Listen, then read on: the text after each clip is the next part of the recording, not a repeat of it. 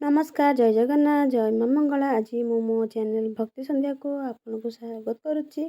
आज आसतु आज अनुचिंता शुणा। एक रे प्रत्येक मासरे गोटे थर द्वितीय चंद्र दर्शन करंतु शुभ फल मिलिबो।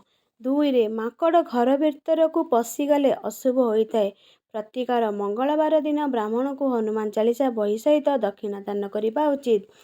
3 रे घरर मुख्य द्वार रे कंटा थिबा गछ भंगा चौकी भंगा खट एवं भांगी जाइतिबा जिनिस रखंतु नहीं। 4 रे कुल्ला और छांचुणी एकाठी किणंतु नहीं। 5 रे घर कोणरे अलिया जमा करंतु नहीं एवं बुढ़ियाणी बसा घरे रखंतु नहीं। 6 रे बारंबार धन हानि होतिले जेकोसी बुधवार दिन किन्नर मानकु सबुज वस्त्र दान कले शुभ फल मिली थाए। 7 रे माँ लक्ष्मीकर ठिया होइतिबा मूर्ति किंबा फटो घरे रखंतु नहीं।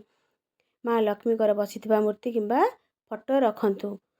8 रे पुरुषर डाहाण हाथ पापुली और नारीर बाम हाथ पापुली कुंडाई हेले शुभ फल मिलता है एवं पुरुषर कानरे केश बढ़िले शुभ होता है। 9 रे नड़िया रे बाहरु थिबा गजा को खातु नहीं। 10 रे सकाळे बिछणारू उठिबा परे प्रथमे आईना रे निजर मुह बा निजर छाई देखंतु नहीं। मुह धोई सारिबा परे प्रथमे ठाकुर को दर्शन करिबा परे निजर मुह आईना रे देखंतु। आज अनुचिंता भल लगिले मो चैनल को लाइक सब्सक्राइब करेंगे। धन्यवाद। जय जगन्नाथ।